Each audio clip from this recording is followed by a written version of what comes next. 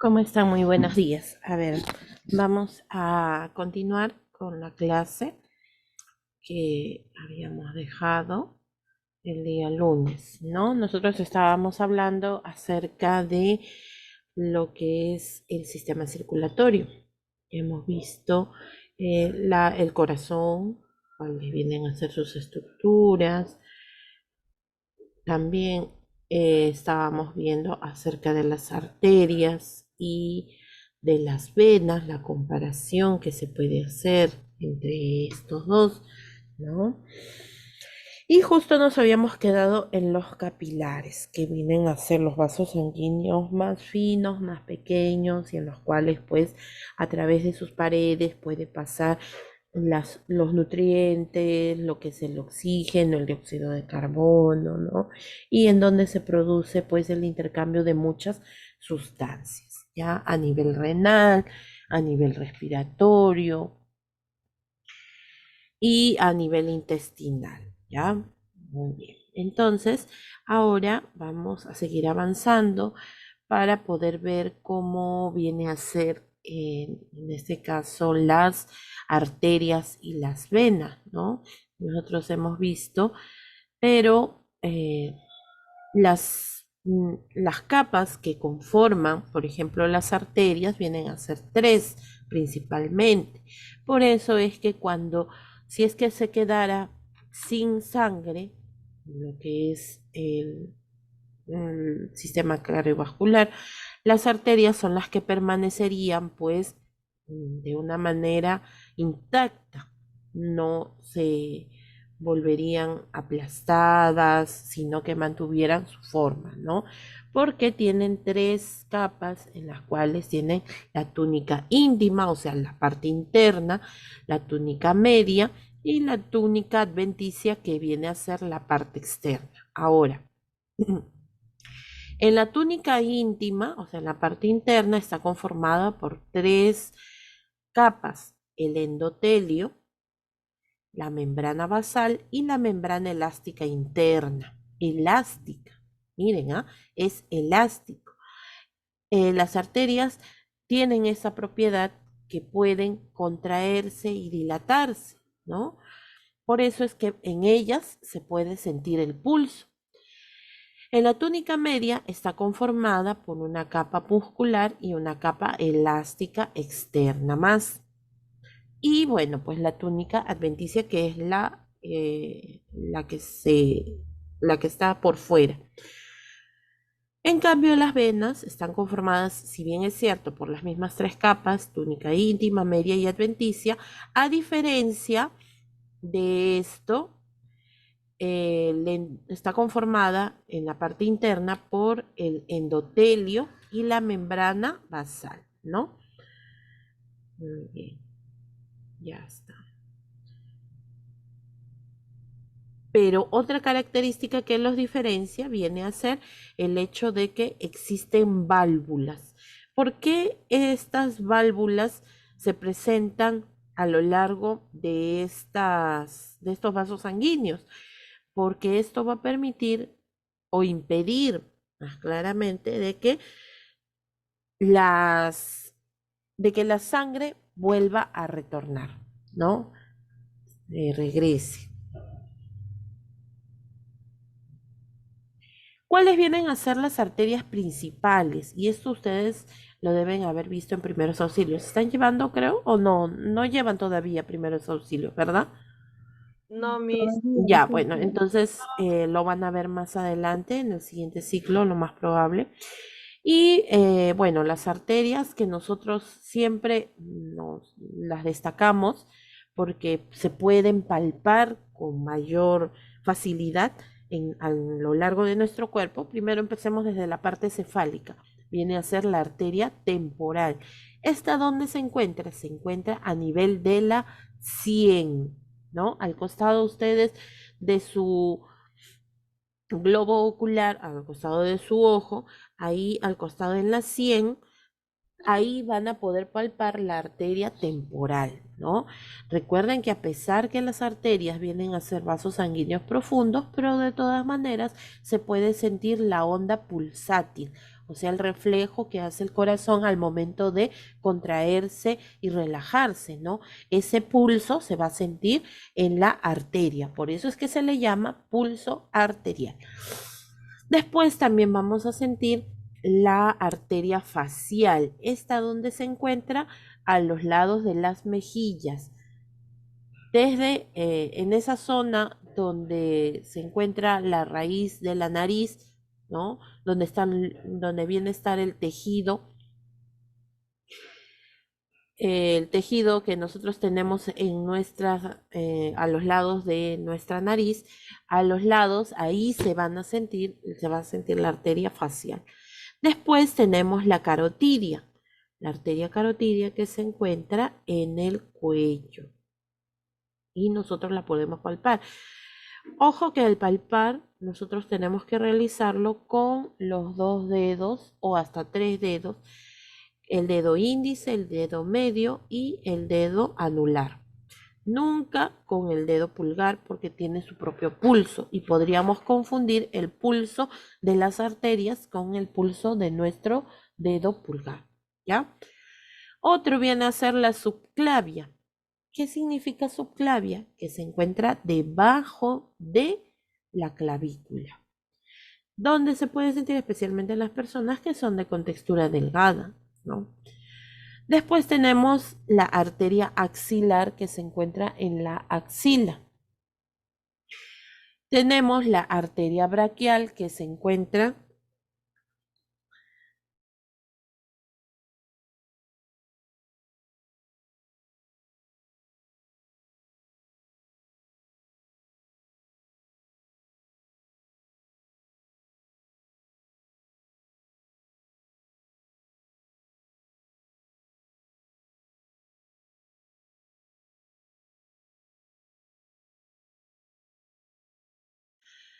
en lo que es la arteria braquial. Nosotros podemos sentirla especialmente en la flexura del codo, ¿ya?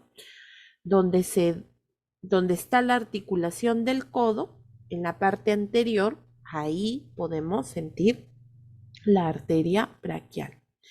Después también tenemos la arteria radial. ¿Dónde se encuentra la arteria radial? En la muñeca, pero en dirección al dedo pulgar, ¿ya? Ahí ustedes pueden diferenciar las dos arterias, tanto la radial como la cubital.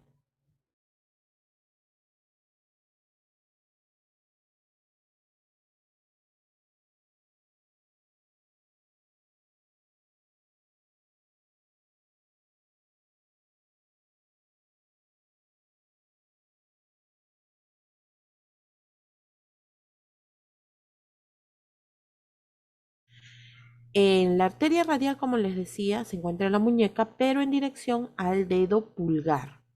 En cambio, la cubital se encuentra en la muñeca, pero en dirección al dedo meñique.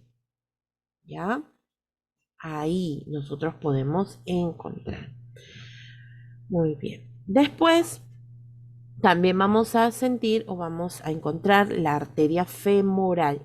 La arteria femoral es aquella que se encuentra, que la podemos sentir a nivel de la ingle y también la podemos sentir en la parte del muslo. Ese viene a ser la arteria femoral. Recorre todo esto, ¿no? ¿Se acuerdan que cuando nosotros vimos las arterias salen del corazón, de los ventrículos, y salen gruesas, y a medida que van ramificándose se vuelven cada vez más delgadas? Eso quiere decir que a medida que se va alejando del corazón se vuelven más delgadas, ¿no? Después tenemos la arteria poplitea. La arteria poplitea viene a ser aquella que se encuentra detrás de la rodilla. Específicamente se encuentra en el hueco popliteo, ¿ya? En la parte posterior de la articulación de la rodilla. Y tenemos el pedial dorsal que se encuentra en el dorso del pie. Pero también podemos sentir la tibial, ¿no? Es otra, la tibial, la arteria tibial. ¿Dónde se encuentra la tibia? ¿En la parte interna o en la parte externa? ¿Dónde se encuentra? A ver si se acuerdan. La tibia, el hueso de la tibia.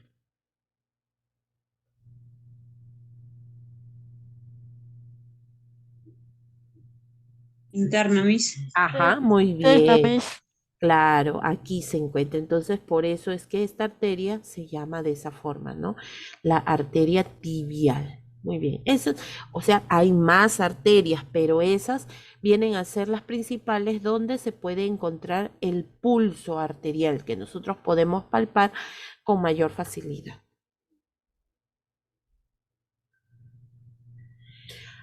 Vamos a ver los tipos de circulación. Esto puede resultar un poquito difícil, pero así con este esquemita se les va a hacer un poco más fácil.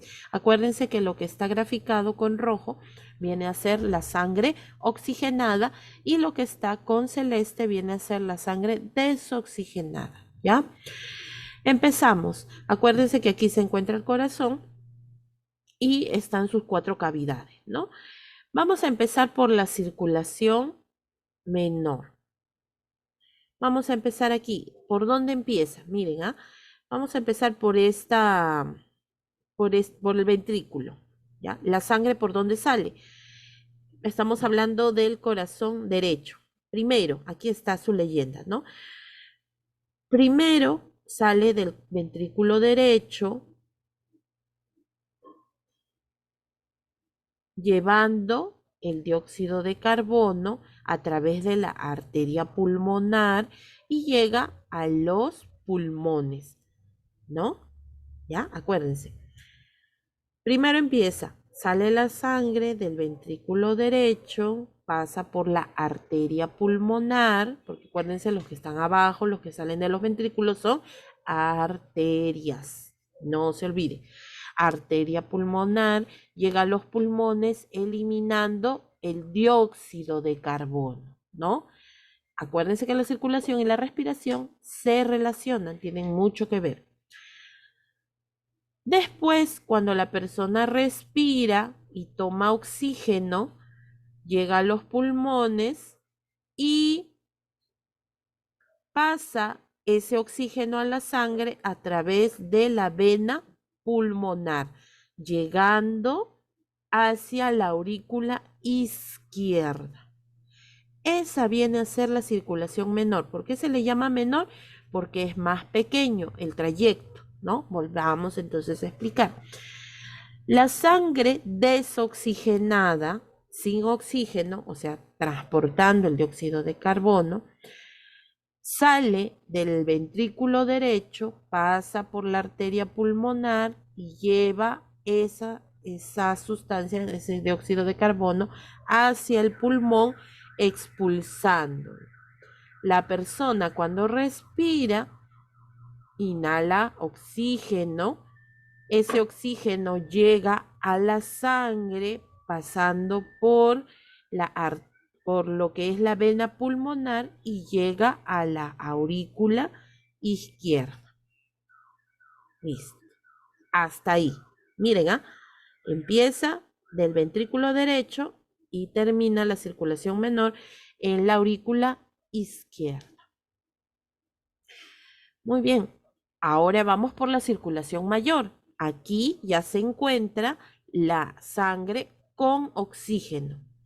Esta sangre con oxígeno pasa de la aurícula izquierda al ventrículo izquierdo, ¿no? Ventrículo izquierdo.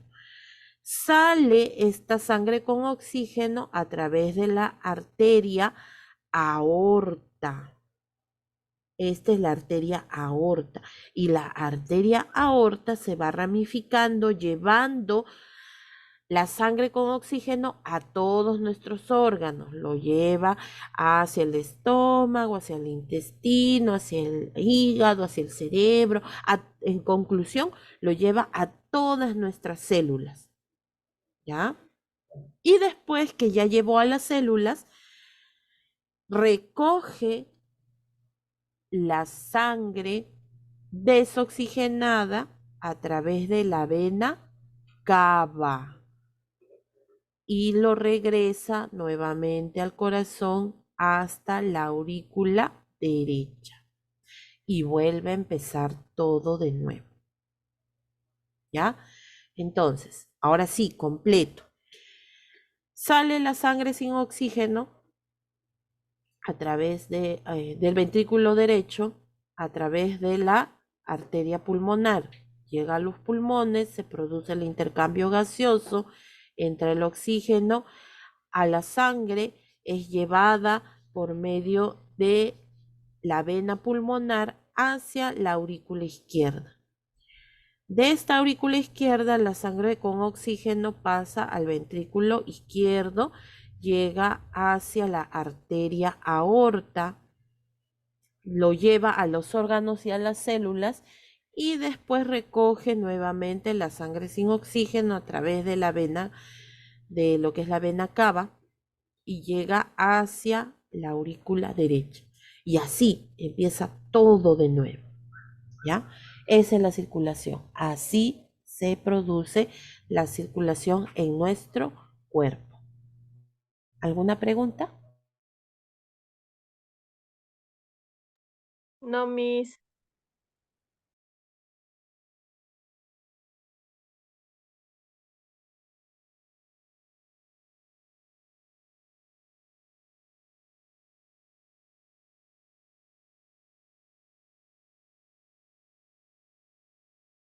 Listo. Entonces ahora pasamos a la última parte del sistema circulatorio que viene a ser la sangre, ¿no? ¿Qué cosa viene a ser la sangre? La sangre es un tejido líquido que recorre el organismo a través de los vasos sanguíneos y transportan las células necesarias para llevar a cabo las funciones vitales como respirar y formar sustancias o nutrientes, ¿no? Este color que tiene la sangre por efectos de solamente para diferenciar la sangre con oxígeno y sin oxígeno, por eso es que se pone de color rojo y de color azul, pero eso no significa que la sangre cambie, por si acaso, ¿no? Muy bien, entonces, pero ¿cuál es el color en realidad de la sangre? Viene a ser de color rojo. ¿Y por qué es de color rojo? Porque tiene un pigmento llamado hemoglobina, que lo tienen los glóbulos rojos. ¿Y cuáles vienen a ser las células más abundantes de la sangre? Los glóbulos rojos. Por eso es que es de ese color, ¿no? El cuerpo humano puede tener una cantidad de sangre variable, entre 4,5 hasta 6 litros. Obviamente las mujeres tienen menos cantidad de sangre por la pérdida mensual que tenemos y el varón sí puede llegar hasta 6 litros de sangre, ¿ya? El 50% de la sangre es plasma, que viene a ser una parte líquida, que tiene agua y sales minerales y que cuando se hacen los análisis, por ejemplo en los laboratorios, separan el plasma de las otras células y el plasma tiene un color amarillento, un color amarillo pálido, ¿no? Es transparente. Sus componentes sólidos son los glóbulos rojos, o sea, las células que conforman la sangre, son los glóbulos rojos, los glóbulos blancos y las plaquetas. Las funciones de la sangre. ¿Qué funciones tiene? De transporte. ¿Por qué?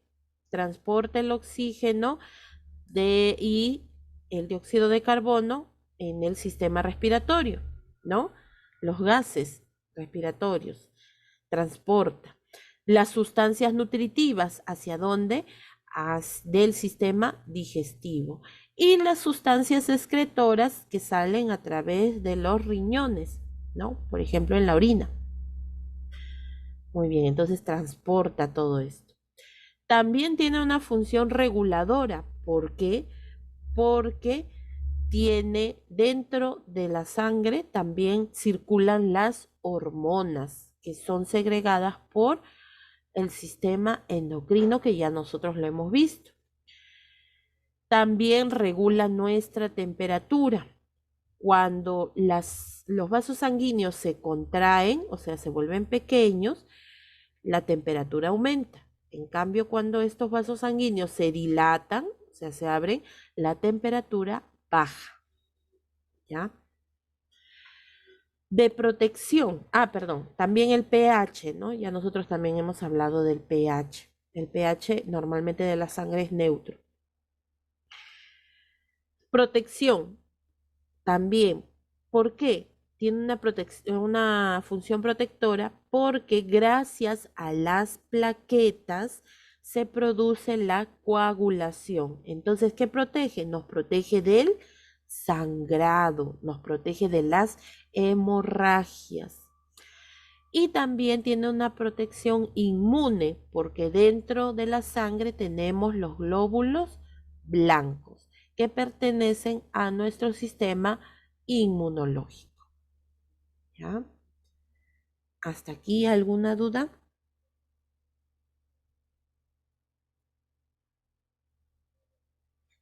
Sí, profesora, disculpe, ¿cuánto tiene de sangre las mujeres? Puede variar. La mujer puede tener entre 4,5 a 5 litros de sangre. En cambio, el hombre puede tener de 5 a 6 litros. Gracias, profesora. Ok, muy bien.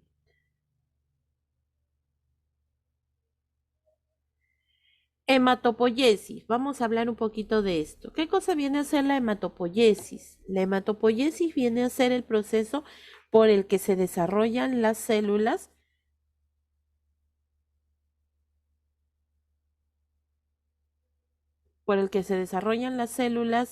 a ver un poquito, ya.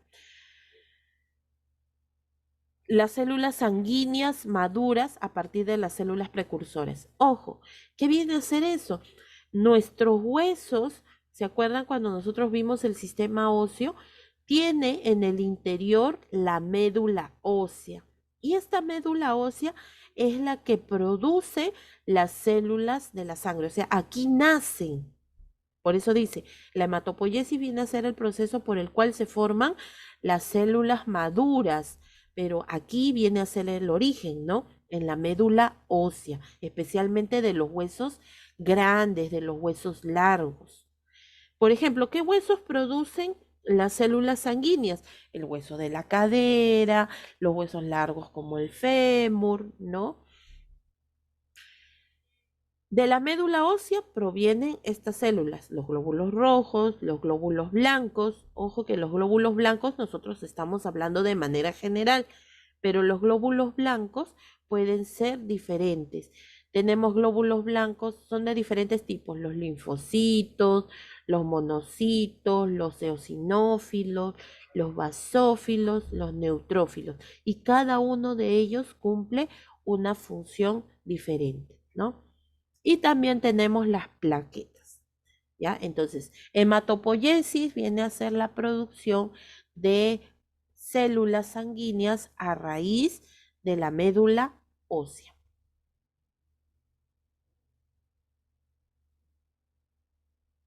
¿Y por qué en la médula ósea? La médula ósea viene a ser uno de los lugares más importantes donde se producen las células madre. También deben haber escuchado de eso, ¿no?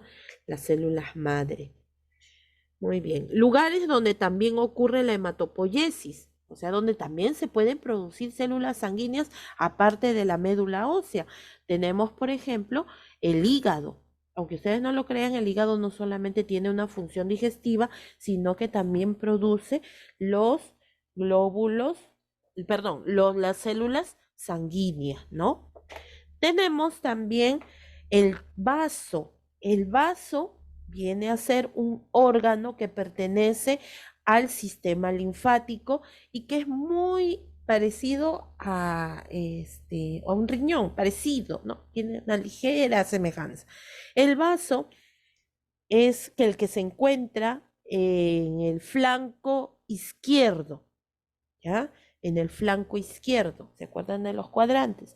En el flanco izquierdo se encuentra el vaso y también produce células sanguíneas, específicamente glóbulos blancos, ¿no?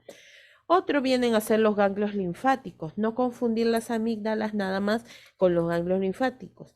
Las amígdalas sí son parte de los ganglios linfáticos, pero son unos cuantos. Nosotros tenemos ganglios linfáticos en todo nuestro cuerpo, pero ustedes deben haber sentido, por ejemplo, cuando tienen una infección, los ganglios linfáticos que se inflaman son los del cuello, los de la axila y los de la ingle, ¿no? Entonces, ¿por qué? Porque producen células sanguíneas.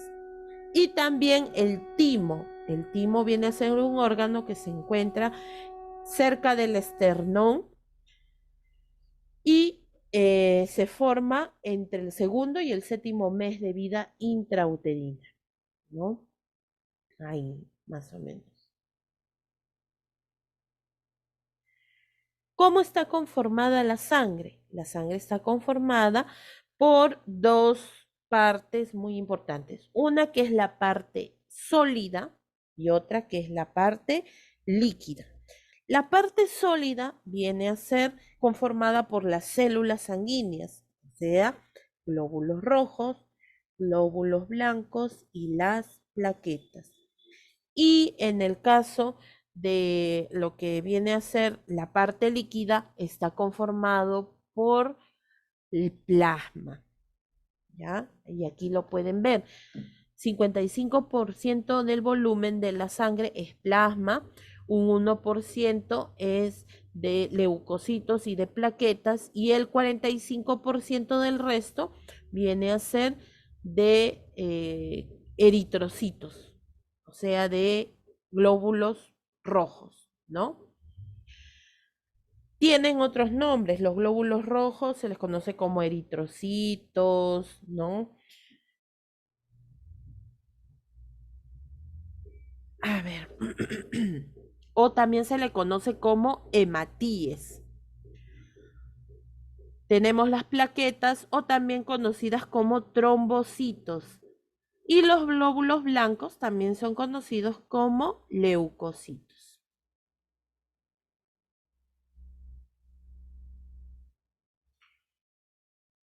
Vamos a ver cada uno de ellos. Los glóbulos rojos, cuyos otros nombres vienen a ser hematíes o eritrocitos, son células de la sangre. ¿Cuál es la función principal que cumple?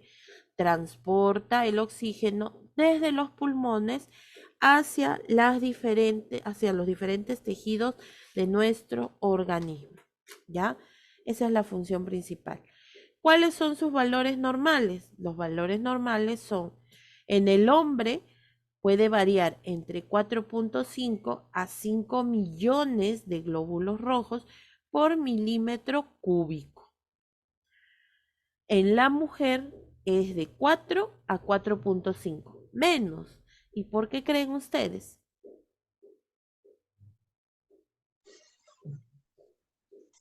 Por lo que es que por la menstruación que tenemos Por la mensual. menstruación, muy bien. Claro, por la menstruación, ¿no? Ahora, ¿por qué pueden existir valores altos en los glóbulos rojos? ¿Por qué puede pasar? Por problemas respiratorios, por personas que fuman y por deshidratación, ¿ya? Por deshidratación. ¿Cuándo se dan los valores bajos? Cuando la persona tiene anemia, cuando tiene hemorragias o hay enfermedades de la médula ósea. En esos casos, o bien puede aumentar o bien puede bajar, ¿ya? Pero no debe pasar de ese rango.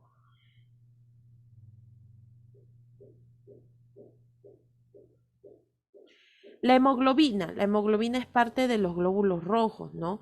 Es una proteína encargada de llevar el oxígeno, transporta el oxígeno y es el que le da color rojo a la sangre. Y esta hemoglobina forma parte de los glóbulos rojos. Y como los glóbulos rojos se encuentran en mayor cantidad en nuestra sangre, por eso es de este color, ¿no?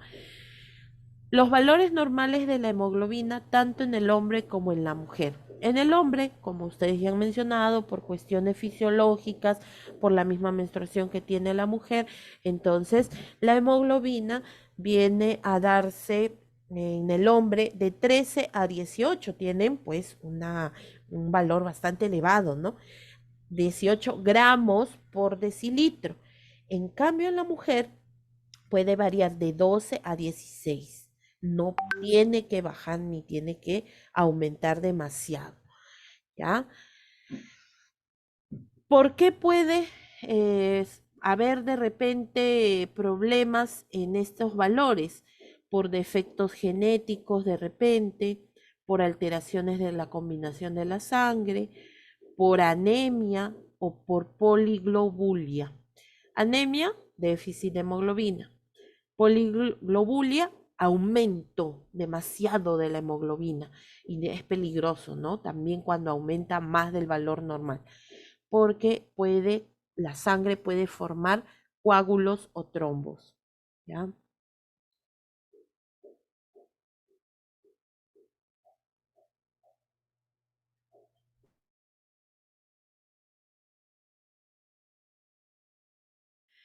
Tenemos lo que son los glóbulos blancos, también llamados leucocitos. Estos son los encargados de nuestro sistema inmunológico, se encargan de combatir las infecciones, ¿no?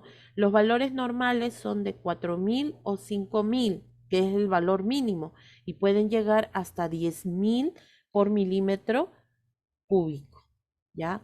Si disminuye, muy pocos, se le conoce como leucocitosis. ¿Y por qué puede ser?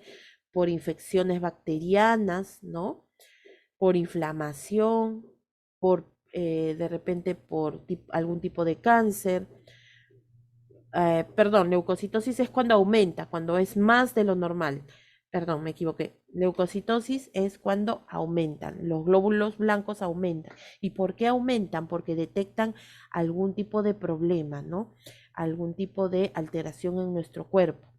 Entonces, aumentan más de 10.000, por ejemplo, cuando hay infecciones, cuando hay inflamación, porque detectan que algo está pasando, cuando hay algún tipo de cáncer, cuando hay quemaduras o cuando inclusive se da infarto de miocardio, ¿ya? Y disminuyen del valor normal, que es la leucopenia, por aplasia medular, o sea, por algún problema en la médula ósea, cuando hay tuberculosis, cuando hay fiebre tifoidea, cuando hay sida y hepatitis y enfermedades virales, ¿ya? Leucocitosis aumenta más del rango normal, leucopenia cuando disminuyen del valor normal, ¿ya? Listo. Y aquí tenemos pues los diferentes tipos de glóbulos blancos y acá está la función. Neutrófilos fagocitan, o sea, se comen los cuerpos extraños. Eosinófilos están presentes cuando hay parásitos y en los procesos alérgicos. Los basófilos cuando existe inflamación. Los monocitos, que son los macrófagos, también se encargan de comer, ¿no?, los cuerpos extraños. Y los linfocitos cuando hay problemas en la inmunidad, ¿no? Cuando hay algún tipo de problema que afecte al sistema inmunológico, por ejemplo, en el cáncer, en el VIH-Sida, ¿no?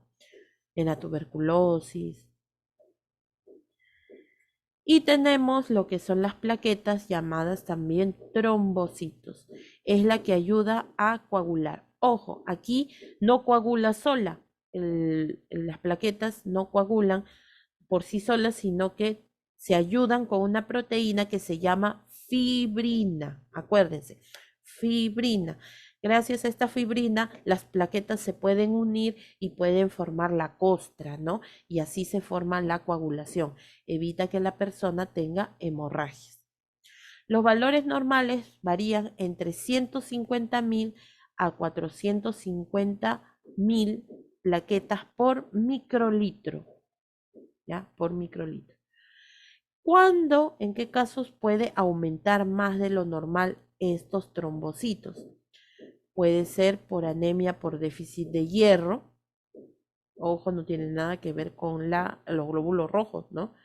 Por anemia ferropénica, también se le llama.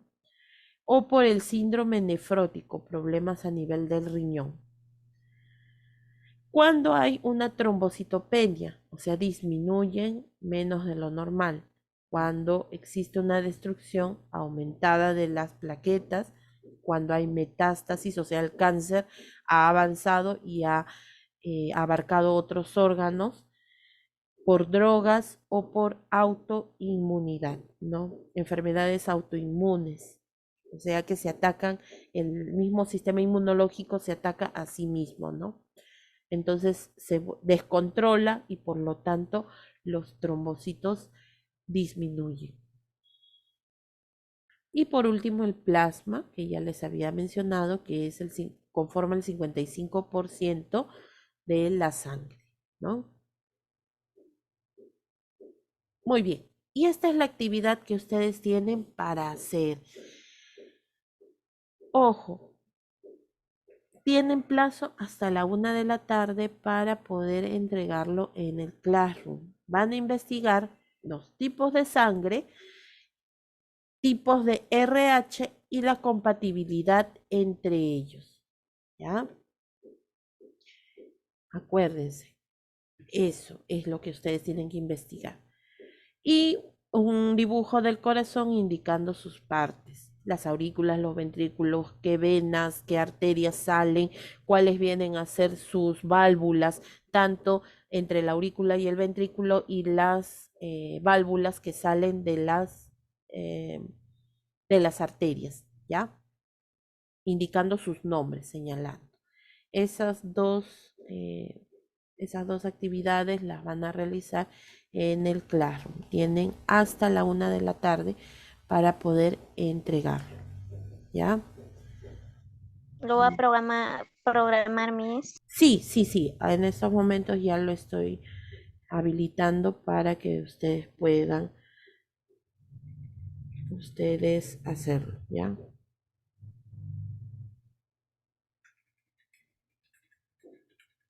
Miss, disculpe, llamo lista. No, con esto ya les voy a tomar su asistencia, hija. ¿Ok?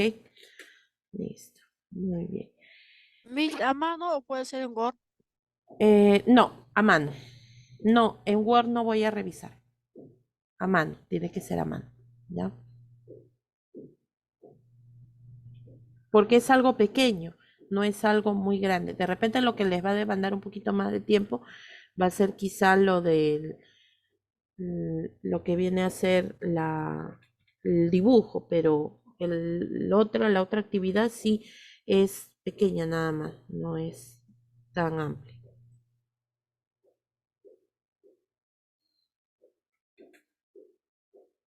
Ya, va a estar con el nombre de actividad del sistema circulatorio, ¿ya?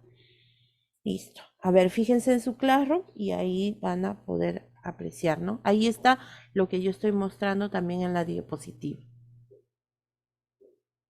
¿Les aparece?